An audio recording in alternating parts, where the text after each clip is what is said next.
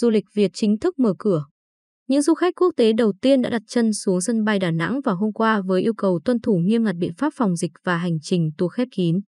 Chiều qua, chuyến bay đưa đoàn du khách từ Seoul, Hàn Quốc đến Việt Nam đã hạ cánh xuống cảng hàng không quốc tế Đà Nẵng.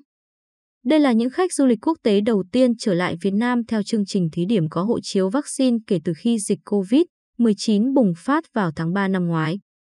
Sự kiện này đã mở ra những tín hiệu vui đầu tiên cho ngành du lịch Việt sau nhiều tháng khốn khó vì dịch bệnh. Thí điểm chuyến bay đưa khách quốc tế đến Việt Nam. Các hành khách trên chuyến bay VN417 mang nhiều quốc tịch khác nhau như Hàn Quốc, Mỹ, Anh. Để có thể tới Việt Nam trong giai đoạn này cần có hộ chiếu vaccine, kết quả xét nghiệm âm tính trong vòng 72 giờ trước khi bay và vé máy bay quay lại nơi đi. Cảng hàng không quốc tế Đà Nẵng cũng đã thiết lập 9 điểm chốt quét mã COVID để kiểm soát khai báo y tế. Các khu vực cách ly tạm thời tại cảng và trụ sở điều hành cũng đã được bố trí để nếu hành khách có bất cứ biểu hiện nào sẽ được hỗ trợ ngay. Dự kiến, phần lớn du khách trong đoàn lần này sẽ theo hành trình tour khép kín đến với thành phố Hội An, tỉnh Quảng Nam.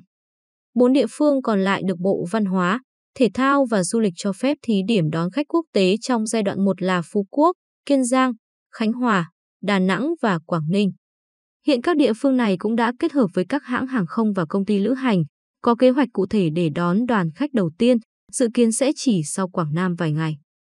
Các địa phương hoàn tất khâu chuẩn bị, sẵn sàng đón khách. 16 chuyến bay, mang tổng cộng hơn 4.000 du khách từ Hàn Quốc và Thái Lan sẽ đến Khánh Hòa từ tháng này đến đầu năm sau. Đoàn khách đầu tiên dự kiến hạ cánh vào ngày 25 tháng 11 tới. Đây là phương án được một doanh nghiệp lữ hành gửi đến Sở Du lịch Khánh Hòa. Sở này cho biết đã hoàn tất các khâu chuẩn bị và bãi Dài Cam Ranh sẽ là địa điểm được lựa chọn để đón khách theo chương trình khép kín. Thứ nhất, các cơ sở kinh doanh dịch vụ lưu trú tại đây vừa đảm bảo an toàn, vừa có khả năng đáp ứng đầy đủ nhu cầu cho du khách. Bên cạnh đó, khu vực này cũng tách biệt, cách xa so với cộng đồng dân cư, bà Nguyễn Thị Lệ Thanh, Giám đốc Sở Du lịch tỉnh Khánh Hòa cho biết. Thành phố Phú Quốc, tỉnh Kiên Giang cũng dự kiến sẽ đón đoàn khách đầu tiên đến từ Hàn Quốc vào ngày 20 tháng 11 tới. Để chuẩn bị cho kế hoạch mở cửa này, không chỉ nhân sự trong ngành du lịch, mà Phú Quốc cũng đã tiêm đủ vaccine cho những người trên 18 tuổi trên đảo Ngọc. Tiền Phong Phú Quốc đã tiêm đạt 100% mũi 2 cho dân số thành phố. Còn với Đà Nẵng, thành phố cũng cơ bản hoàn tất tiêm mũi 2 cho gần 11.000 lao động du lịch. Hiện Sở Du lịch thành phố đã nhận nhiều yêu cầu từ các doanh nghiệp lữ hành để lên kế hoạch đưa khách đến. Hiện nay cũng có một số doanh nghiệp lữ hành của Hàn Quốc hay doanh nghiệp khai thác thị trường khách Nga cũng đang làm việc với Sở để lên kế hoạch đón khách, Phó Giám đốc Sở Du lịch thành phố Đà Nẵng Nguyễn Xuân Bình thông tin. Tung ưu đãi, hút khách quốc tế.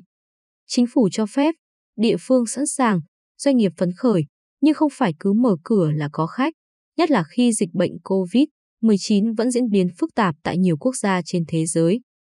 Để khởi động lại ngành, các doanh nghiệp du lịch đang gấp rút tung ra các chương trình ưu đãi và các sản phẩm du lịch độc đáo.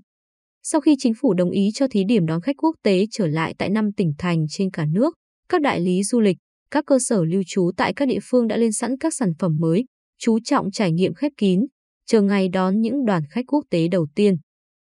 Các combo du lịch hiện nay của FLC hay của Vinpearl đều rất hấp dẫn.